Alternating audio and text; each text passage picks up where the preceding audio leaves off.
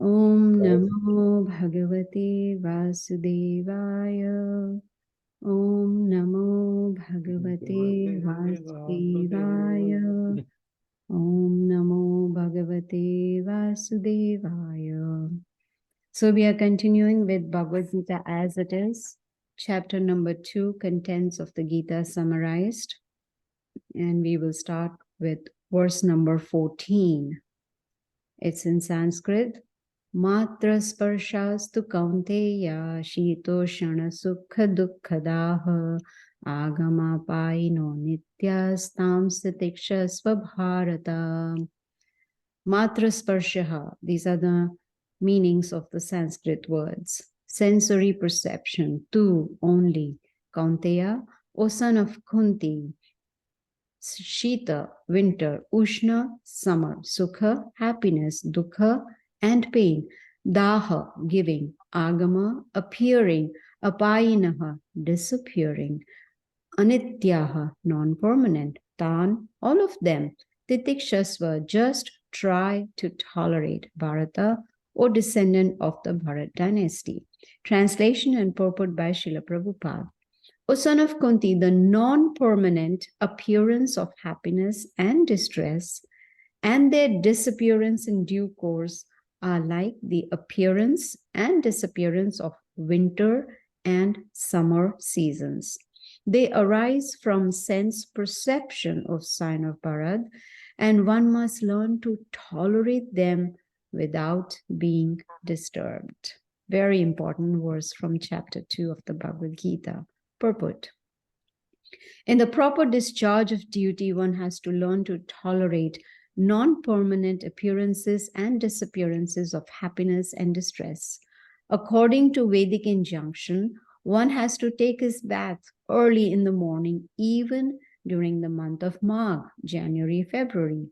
It is very cold at that time, but in spite of that, a man who abides by the religious principles does not hesitate to take his bath.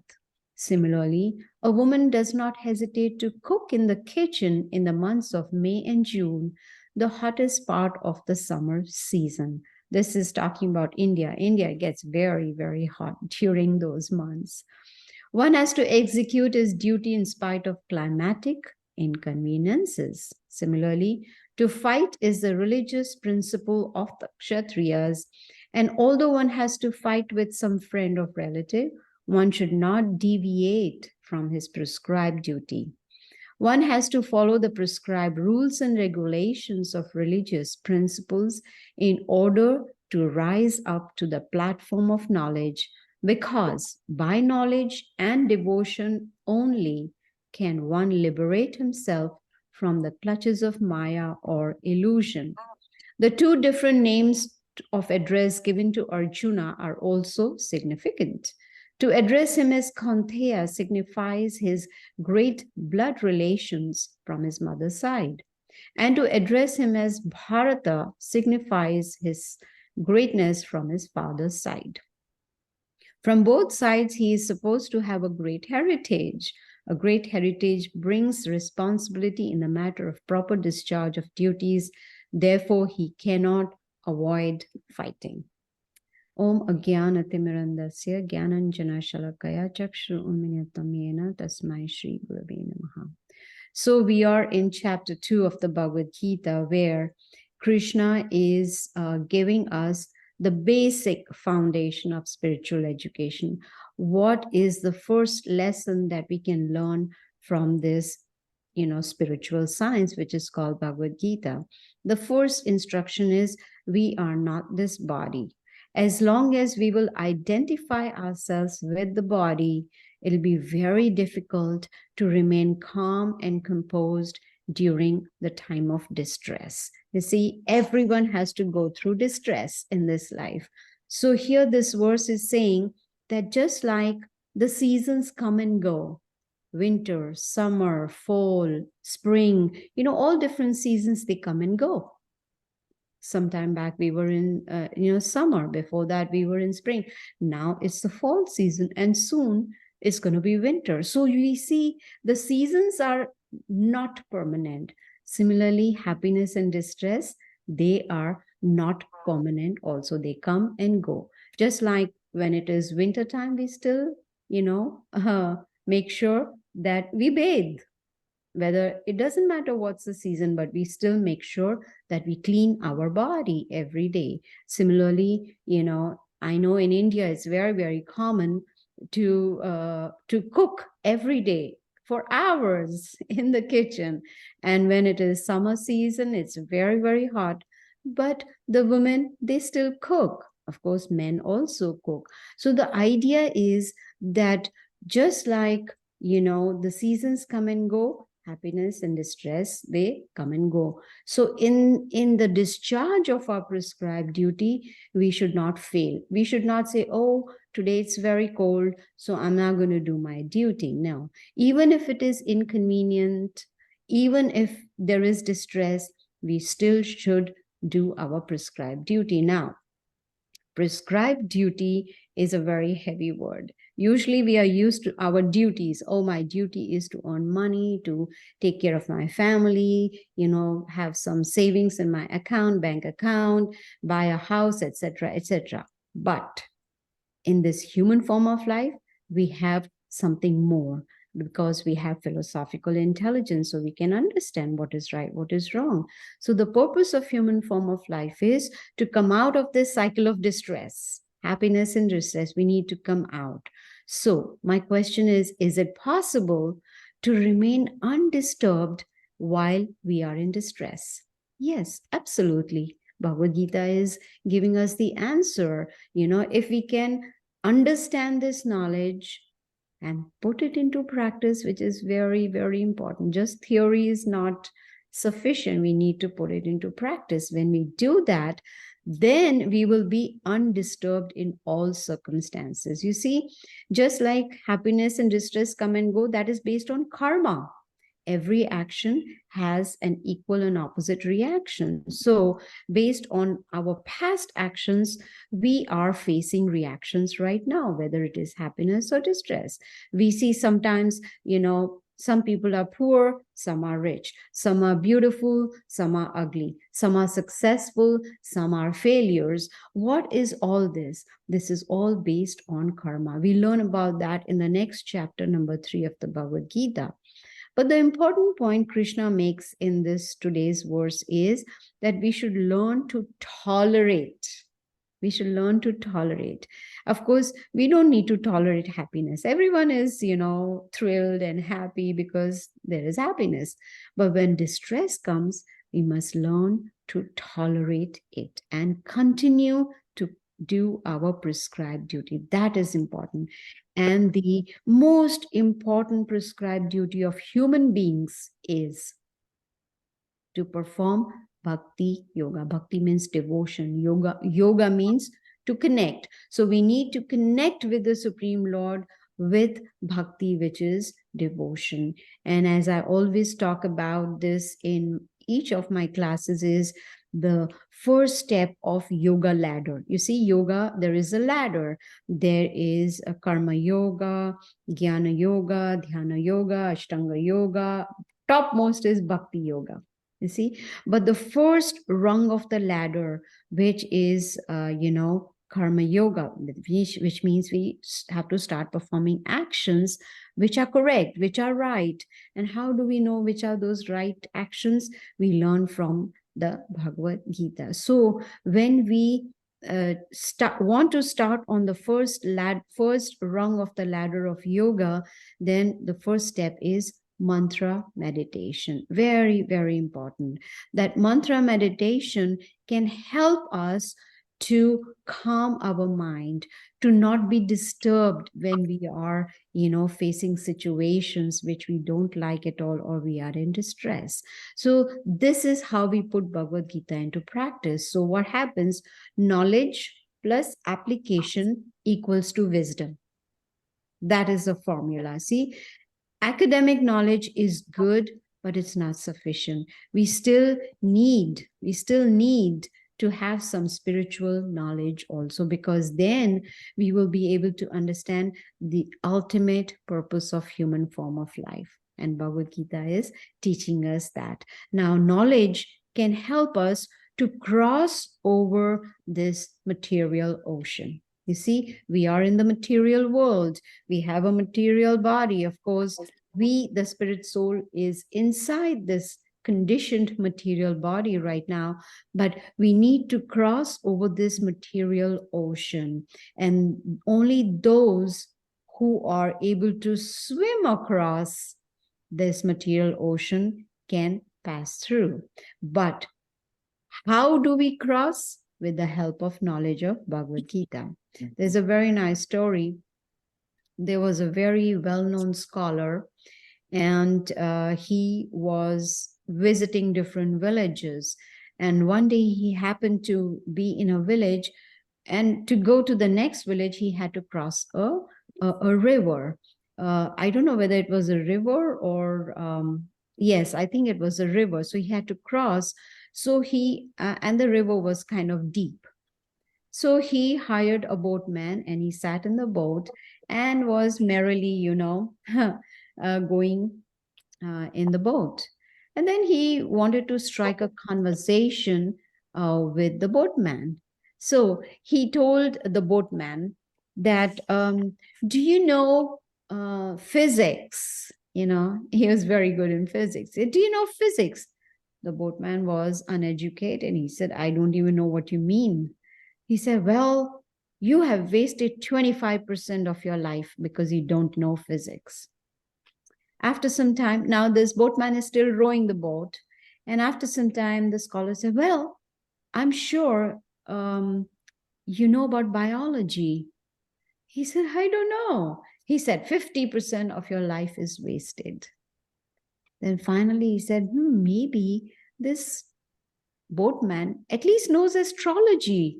He said, no, sir, I don't know what you're talking about. He said, 75% of your life is wasted.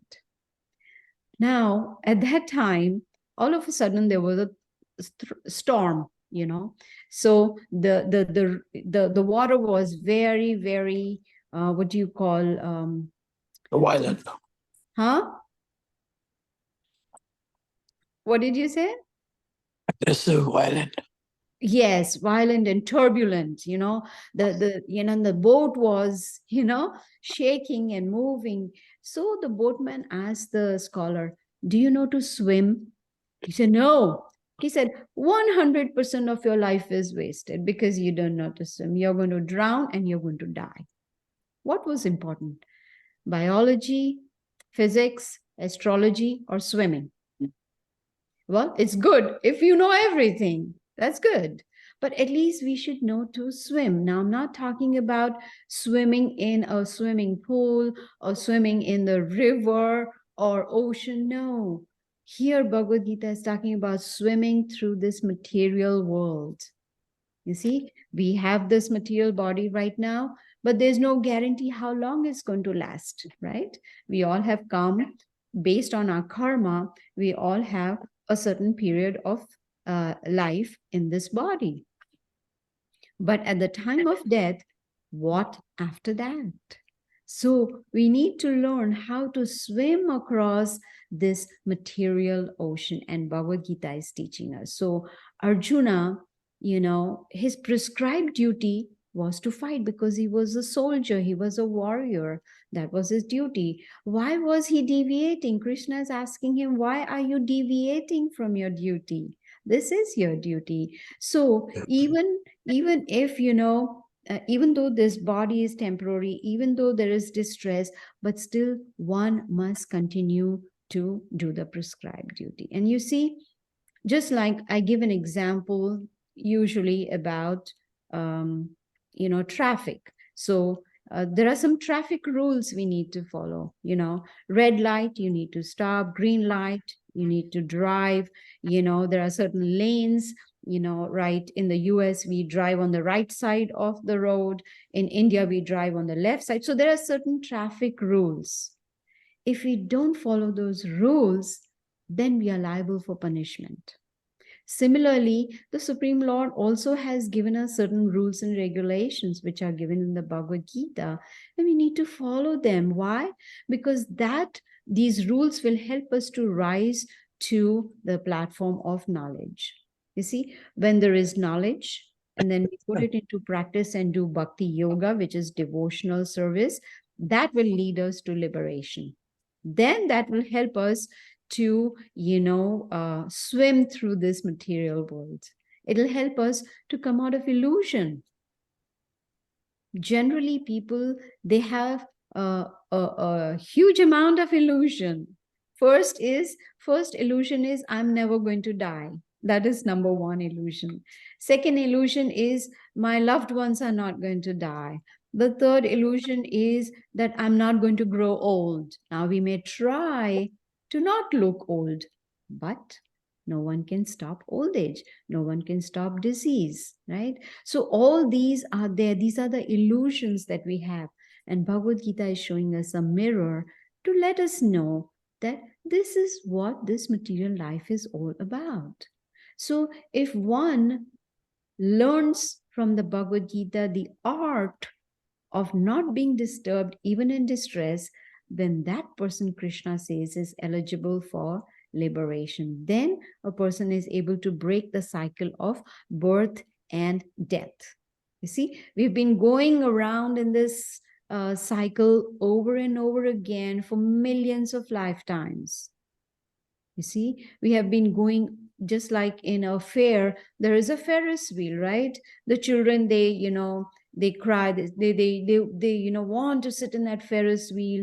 Of course, I'm very scared of Ferris wheel. I scream and yell. I sat only one time and I felt like I was going to die because it's so high up there. And the moment it comes down, it's like, oof, the soul is about to come out of the body. That's the feeling. But the children, they love the Ferris wheel. But how many times can they go round and round? Once, twice, thrice, 4 times. Then they'll get sick. They say, no, we don't want to be in the Ferris wheel anymore. There's no more fun.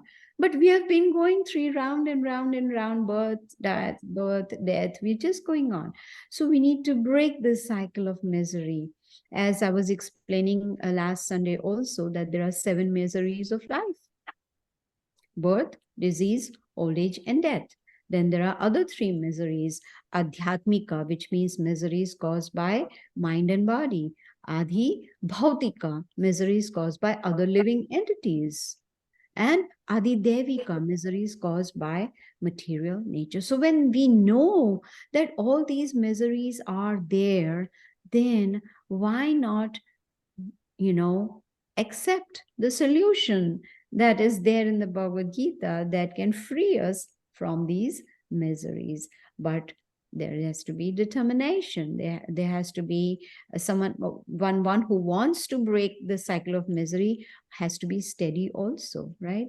Difficulties will come, but here Krishna is teaching us how we should remain undisturbed in difficulties. Now there's difficulty in jobs, difficulty in relationships, difficulties caused by material nature, there is floods, earthquakes, whatever it is. We must learn how to remain calm and peaceful and not get disturbed. Then only we will be able to become free from this bondage, material bondage, you see. So Krishna is giving us solutions how to end these miseries. Now, important point to understand is that miseries are experienced by the body, not by the soul which is within the heart. You see, we have 2 bodies. One is this gross body that we can see, with our eyes, we can visualize. But there's another body which is called subtle body, according to Bhagavad Gita. This subtle body is made up of mind, intelligence, and false ego.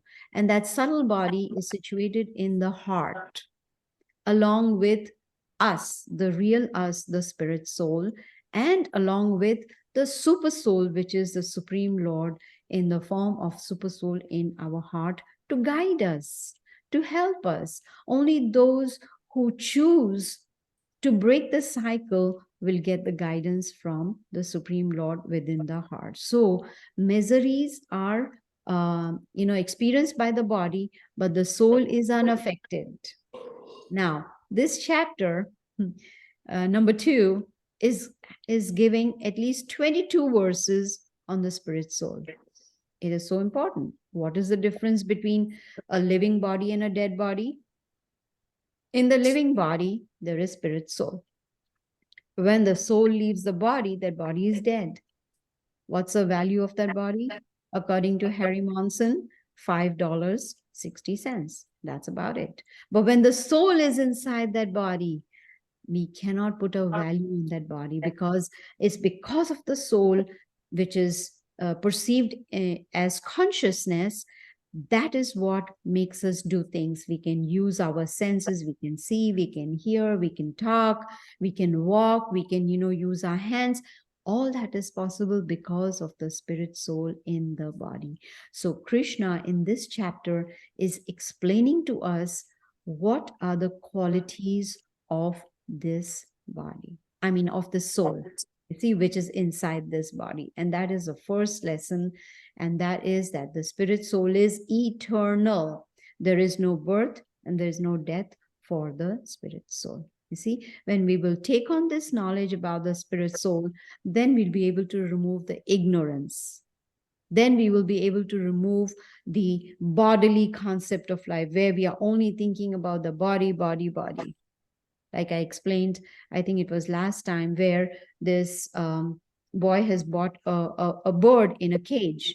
Just polishing the cage is not going to help. We need to feed the bird, which is inside. Otherwise, the bird is going to, not be able to do anything. So this body is like the cage, which we are polishing every day, feeding the body, making it look beautiful, buying new clothes, shoes, whatever it is, which is necessary. But we should not forget to feed the soul. The food for the soul is mantra meditation, which we will do at the end of the class. So now, from verse number 17 onwards, Krishna is talking about the qualities of the soul. He says the spirit soul is indestructible. It cannot be destroyed. It's imperishable. The symptom is consciousness. In fact, in the Upanishads, especially in Shvetashvatara Upanishad, there is a very nice verse which is giving us the knowledge about the size of the soul. The size of the soul. It is 1/10,000th of the tip of the hair, which means you take the tip of the hair and you cut it. Now that tip of the hair that you've cut, you break it into 100 pieces. Now take that one little piece and break it again into 100 pieces. Now that little piece is the size of the soul. Unimaginable. Cannot even imagine how. Even if I take the tip of my hair, I can barely see it. Imagine cutting it into 100 pieces. Then take one and... So it says, Balagra satabhagasya satada kalpitasya cha bhago jiva savigneha sa chanantyaya kalpate.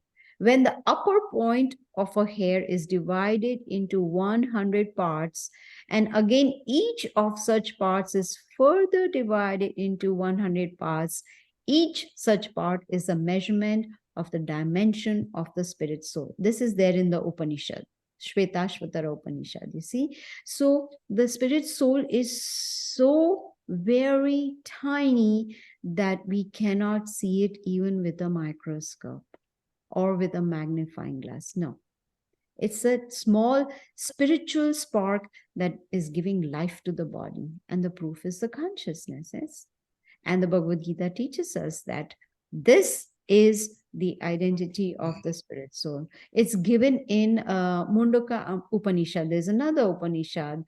It says that Esho Nur Atma Chetasa Veditavyo Yasmin Prahana Panchadha Samivivesha Pranayschittam Sarvam Utam Prajnam Yasmin Vishuddhe Vibhataisha Atma. What is the translation of this Sanskrit verse? In the Upanishad, it says, the soul is atomic in size and can be perceived by perfect intelligence. This atomic soul is floating in the 5 kinds of air: prana, apana, vyana, samana, and udana. Is situated within the heart. It's giving us, see, Upanishad is giving us reference where is the spirit soul situated? It's situated in the heart and spreads its influence all over the body of the embodied living entities. When the soul is purified from the contamination of 5 kinds of material air, its spiritual influence is exhibited. That's when we can say that we are purified, right? Purification has taken place. Then Krishna continues, he says, the soul is immeasurable, just like we learned just now. We cannot measure it. It is eternal. It is indestructible. In verse number 20, Krishna says, Na jayate mriyate va kadachit, nayam bhutva bhavita va na bhuya. Ajo nityo shashvato yam purana, na hanyate hanyamane sharire. Cannot, no, for the soul there is no birth, no death. It's ever existing. It is unborn. It is primeval. It is not slain when the body is slain. Very, very important. So all this knowledge Krishna is giving to Arjuna. Why? Because he wants to explain to Arjuna that you are crying for your relatives. You are crying for their bodies. But they are not the bodies. They are the spirit soul. They will never die. They will just take on another body. So that is the reason he's trying to explain to him. There is a very nice verse in the Bhagavad Gita where Krishna says, Mamai Vamsha Jivaloke Jiva Bhuta Sanatana. That we living entities, we are parts of the Supreme Lord Krishna, parts. And we are eternal, just like the Supreme Lord is eternal. We are parts of him, so we are also eternal. We are same in quality, but not in quantity. Now, let me give you a simple example. Supposing I go to the ocean and I take a drop of ocean. Now, if you see the composition of the water in my palm and in the ocean is the same, right? The composition is the same, but I cannot say I'm holding the ocean in my hand. It's just a drop. You see, there's a difference between this drop and the vast ocean. That is how we can see that we are parts of the Supreme Lord, whereas he is the complete whole.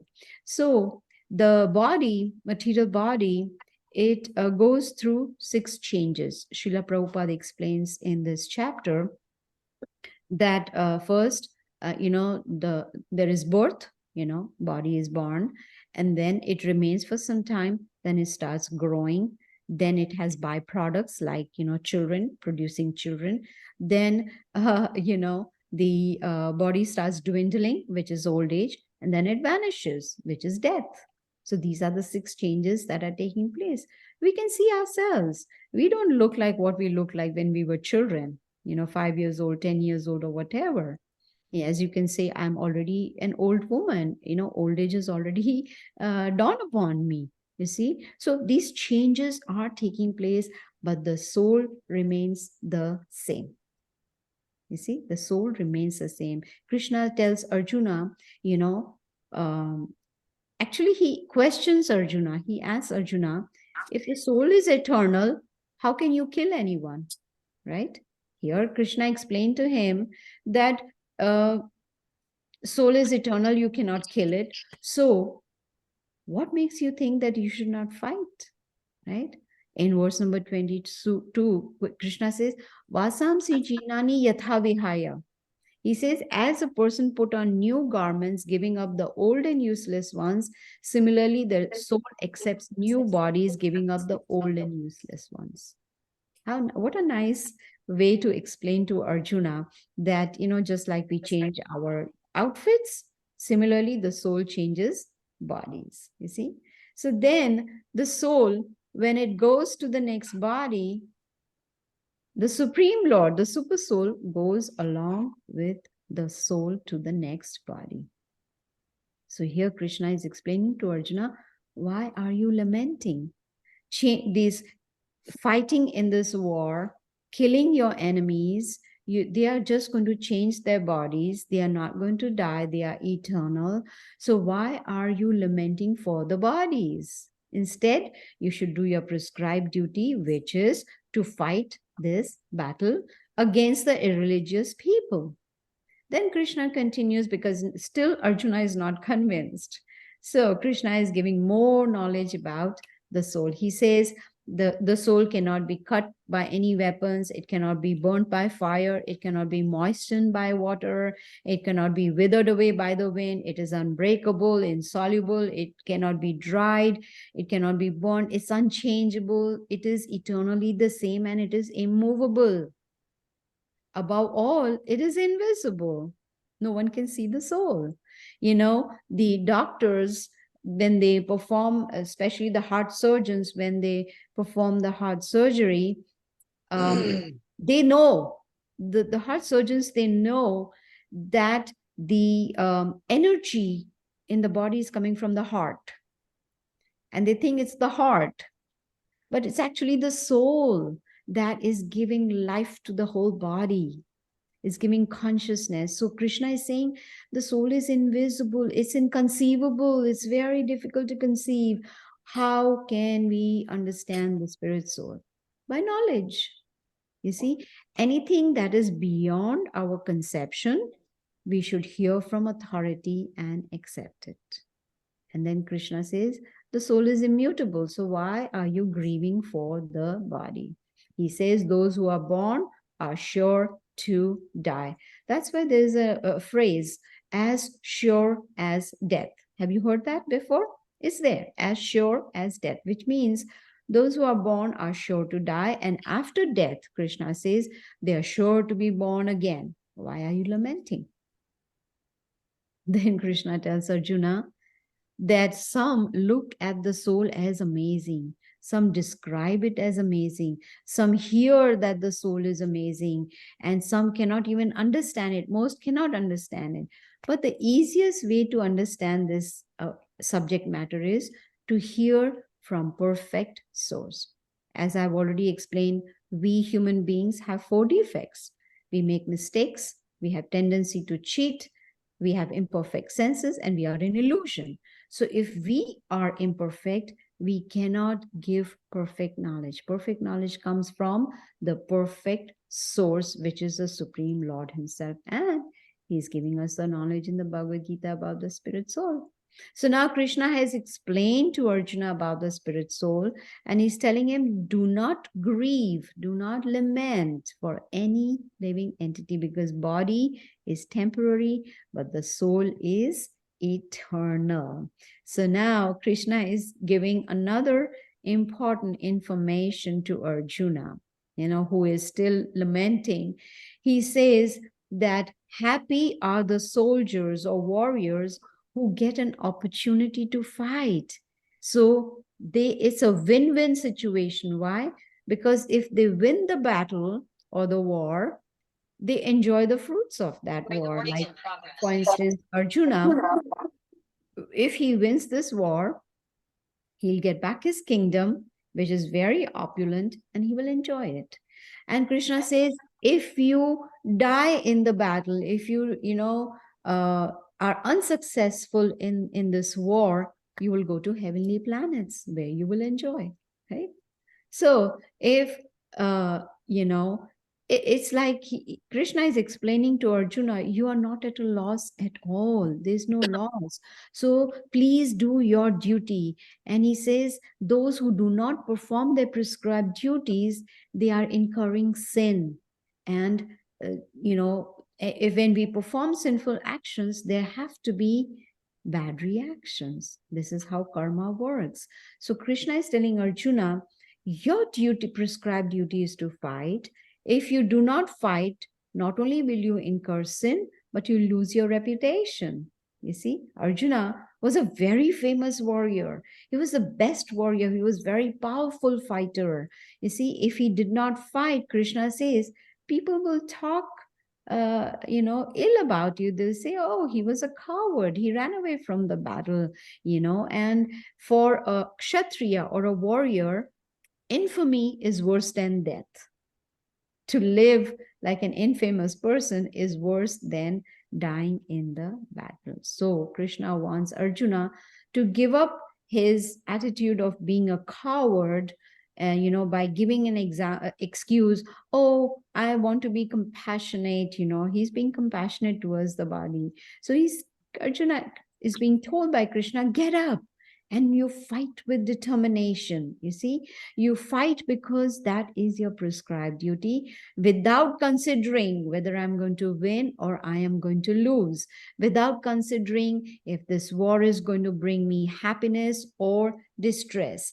Then Krishna says, you will not incur any sin. That is what is. So Krishna is indirectly telling Arjuna, I am the Supreme Lord. I'm telling you to fight. You fight because I want you to fight. It is a fight between religious people and irreligious people. So this is how, when we follow the instructions of the Supreme Lord from the Bhagavad Gita, then we can learn to live a karma-free life. We learn more about this in the next chapter number 3 and chapter 5. But here in verse 38, Krishna tells Arjuna, fight for the sake of fighting. You see? And he says, in this endeavor of your performing prescribed duty, there is no loss. You will not be a loser at all. And a little advancement can protect one from the most dangerous fear. So if we perform activities in the consciousness of, like you can say in Krishna consciousness, where we are conscious of what are the rules and regulations given to us by the Lord, if we are performing our actions in that consciousness, then there is no sin at all. So knowledge is very, very important. You see, there are two balances we can think about. One is material balance and the other is spiritual bank balance. Now, the material bank balance, it can go up and down, up and down. We have noticed that, right? We have experienced it. But the spiritual bank balance never goes down. All of you who are hearing this Bhagavad Gita today, the spiritual science of self-realization, you all are filling up your spiritual bank balance with this knowledge, you see, which will never diminish, which will never go zero. But material bank balance, we all know. Now, say, supposing, I leave this body, and right now, hypothetically, like right now, I have $10 million. Once I leave this body, that $10 million are gone. I cannot take them with me in the next body. I cannot take my credit cards in the next body. No, I have to start from scratch. But spiritual bank balance, supposing I have earned, say, 25% of, spiritual, what do you call, piety with me. In my next life, I'll start with 26%, which means that 25% I'll carry with me to my next body. You see, it is not by chance that all of you are hearing Bhagavad Gita today. No, you have earned that much piety in your previous life that you've got an opportunity to hear Bhagavad Gita today. It's not by chance. It is based on our past karma. So now, what do we do with this knowledge? That's our choice. Do we want to continue to take on knowledge? Do we want to understand the ultimate purpose of human life? Or just let it go? No problem. In the next life, we will continue from where we left off. So Krishna is trying to explain to Arjuna that if we understand the Bhagavad Gita, then we will remain undisturbed in all circumstances. You see, in all circumstances, no matter what, whether it is happiness or distress or some very pressing situation or circumstance, it does not matter, because the mind would have been purified, the intelligence would have been purified, and in the process, the intelligence will become very sharp, which will be able to help us to control the mind and not be disturbed in very difficult situations. You see, so Bhagavad Gita will teach us step by step in a systematic way, chapter by chapter, how to remain undisturbed in all circumstances. Now, we have a very golden opportunity. I am not sure if any of you are aware that from today onwards starts a very auspicious month, which is called the month of Damodar, and it is also called the month of Kartik. It comes once a year around this time. And according to the Vedic scriptures, it is mentioned, especially in the Padma Purana. It's a Purana. In Padma Purana, it is mentioned that anyone who observes this month with austerities gets benefit 1,000 times. Can you imagine? It's like, I give $1 and you give me $1,000. Does it work like that? I say, Christina, here's $1. Give me $1,000. Will you give it to me? No, that's a very bad bargain.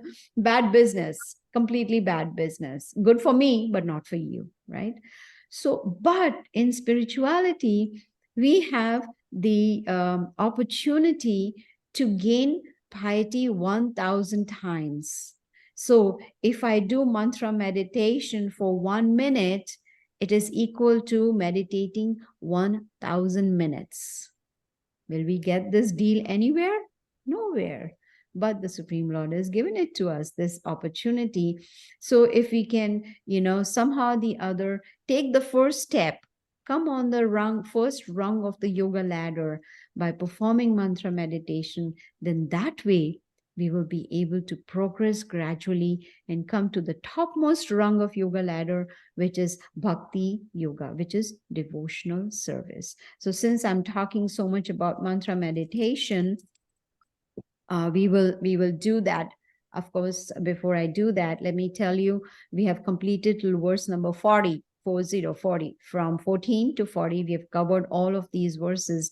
Main verses were about the qualities of the spirit soul. So what was I going to say? Yes. So before doing mantra meditation, I think there's no one new on Zoom, so I won't put the links. Everyone has the links. So let us do some mantra meditation, which is chanting the Hare Krishna Maha Mantra. We'll do it 10 times, but if we do it 108 times, which is like this whole japa beads, then that takes about 7 to 8 minutes. So it's my very humble request to all of you is please at least chant this Maha Mantra at least 10 minutes every day, if not more. Ideally 2 hours, but in the beginning, at least 10 minutes. Okay, so let's chant at least 10 times today. Hare Krishna, Krishna Krishna, Hare Hare, Hare Ram, Ram Ram, Hare Hare. Hare Krishna, Krishna Krishna, Hare Hare, Hare Ram, Ram Ram, Hare Hare. Hare Krishna, Krishna Krishna, Hare Hare, Hare Ram, Ram Ram, Hare Hare. Hare Krishna, Krishna Krishna, Hare Hare, Hare Ram, Ram Ram, Hare Hare. Hare Krishna, Krishna Krishna, Hare Hare, Hare Ram, Ram Ram, Hare Hare. Hare Krishna, Krishna Krishna, Hare Hare. Hare Ram, Ram Ram, Hare Hare. Hare Krishna, Krishna Krishna, Hare Hare. Hare Ram, Ram Ram, Hare Hare. Hare Krishna, Krishna Krishna, Hare Hare. Hare Ram, Ram Ram, Hare Hare. Hare Krishna, Krishna Krishna, Hare Hare. Hare Ram, Ram Ram, Hare Hare. Hare Krishna, Krishna Krishna, Hare Hare. Hare Ram, Ram Ram, Hare Hare. See, it's very, very simple, not difficult at all. So please do this mantra meditation on a daily basis, and you will see the change in you. You will see how it is easy to remain undisturbed in all circumstances. So I'll end here now.